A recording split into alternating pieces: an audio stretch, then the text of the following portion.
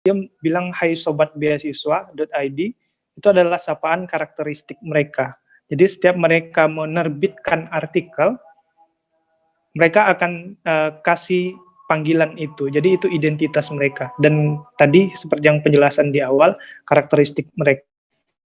Yang aku senang dari beasiswa.id, mereka kasih pointing atau bullet point seperti kayak dokumen aplikasi mereka hitamkan, lalu mereka partisi dari 1, 2, 3, 4, 5. Kemudian pendaftaran singkat, kemudian pelamar singkat.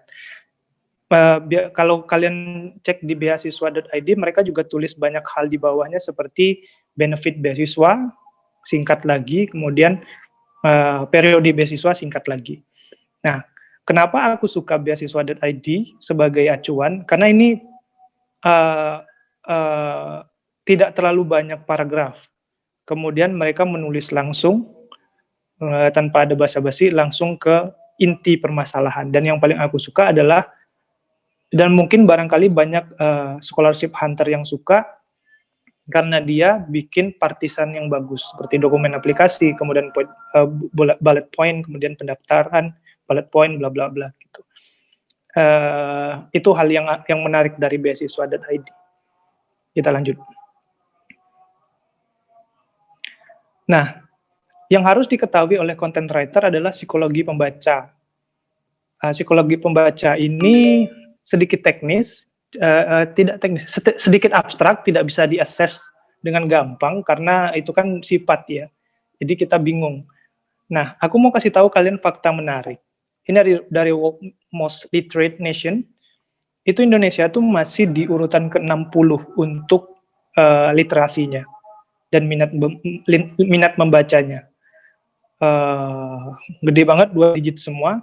Itu finalnya ada di 60, komputernya ada di 60 juga, education system 54, sekolah segala macam, library di 36, ketertarikan di newspaper 55, education test score overall di 45.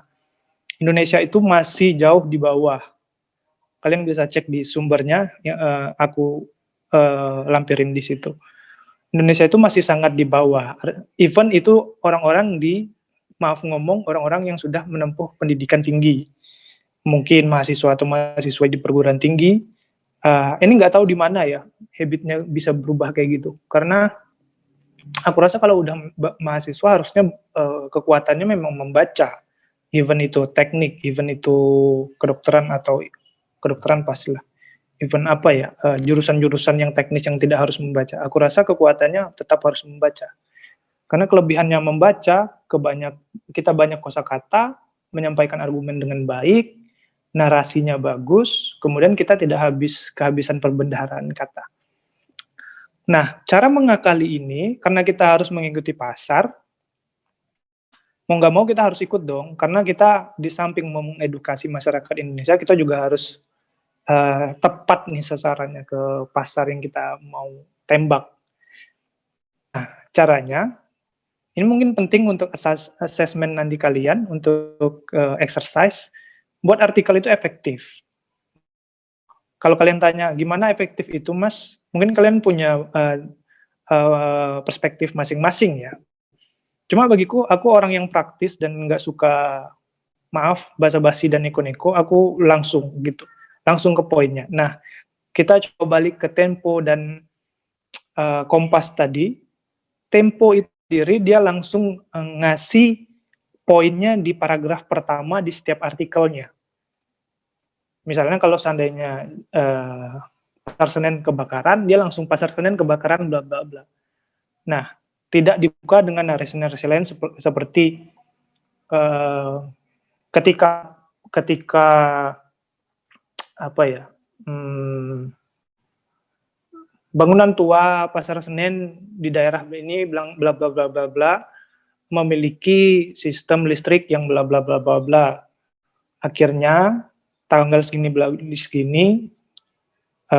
Senen kebakaran. Jadi karena itu kita mengakali sifat psikologi pembaca Indonesia tadi. Buat artikel efektif itu tidak bertele-tele, langsung ke poinnya.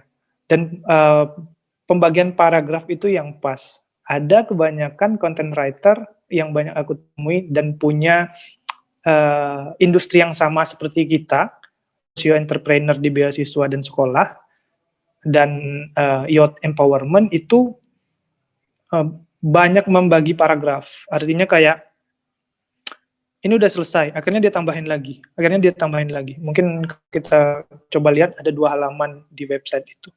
Ini bikin males orang membaca sampai akhir. Akhirnya orang cuma membaca, ya udah langsung skip atau mereka akan keluar. Nah, kita harus mengakali itu, paragraf yang pas gitu. Nah, bullet point jika dibutuhkan. Selama aku nulis, especially untuk sesuatu yang instruktif, artinya kayak beasiswa, cara pendaftaran, kemudian dokumen gitu-gitu, aku paling suka pakai bullet point karena pertama kita tidak menghabiskan banyak sentence, artinya enggak waktu baca tuh orang-orang enggak pada bingung, ini apa sih tadi, mana sih yang tadi. Jadi mereka gampang buat ngikutin karena kebanyakan scholarship hunter dia akan nyari apa yang harus aku lakukan setelah ini. What should I do gitu. Nah, mereka waktu ngeliat bullet point, oh ini dokumen. Pertama, oh aku butuh transkrip nilai. Oke, dalam bahasa Inggris. Kedua, ijazah dalam bahasa Inggris. Oke, oh aku harus translate dulu ini. Ketiga, kurikulum VT. Oke, aku siapkan kurikulum VT. Keempat, motivation letter. Oh, oke, motivation letter. Nah, jadi mereka jelas. Kadang bisa jadi checklist mereka secara tidak langsung. Oh, aku harus ikut ini nih. Oh, aku harus ini. Aku harus ini. Terus benefit beasiswanya pertama ini. Kedua ini. Jadi mereka langsung dapat informasi gitu dengan bullet point. Tapi tentu dengan kadar yang pas. Jangan semua di bullet point. Ketika kalian mau bikin penjelasan kelebihan beasiswa ini, kalian pakai bullet point. Ya bisa, cuma jangan semuanya gitu. Kita lanjut. Sebelum ngomongin Coach Potato seperti apa, mungkin teman-teman ada yang mau bertanya atau mau ngasih masukan?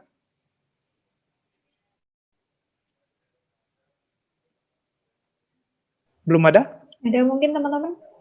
Silakan. Belum ada, Kak. Ada? Belum ada ya?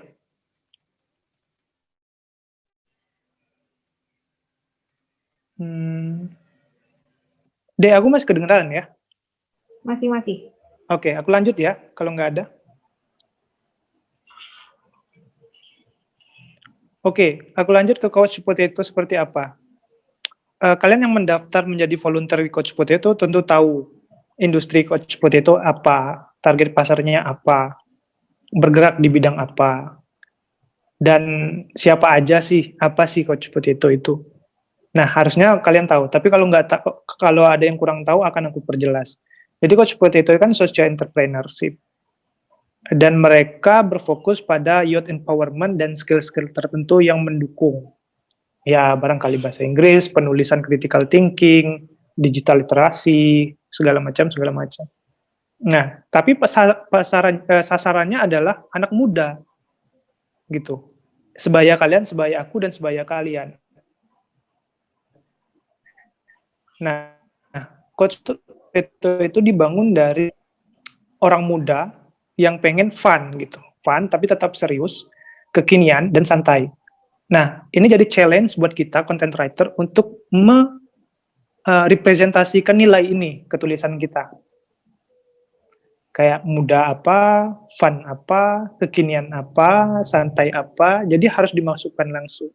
Tidak mungkin dong kalian bikin content writer untuk Coach Potato dengan gaya tulisan research akademik atau mungkin tetap formal, cuma yang terlalu formal, strict formal. Nah, ini sedikit bocoran buat kalian, kalau teman-teman nanti untuk yang ngasih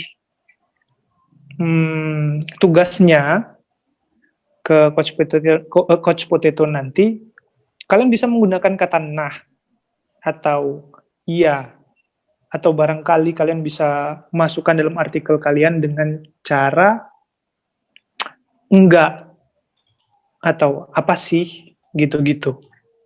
Itu boleh, tapi tentu dengan sistem penulisan yang benar. Kalian pasti tahu apa yang harus kalian lakukan dengan tulisan-tulisan yang informal di tulisan formal gitu.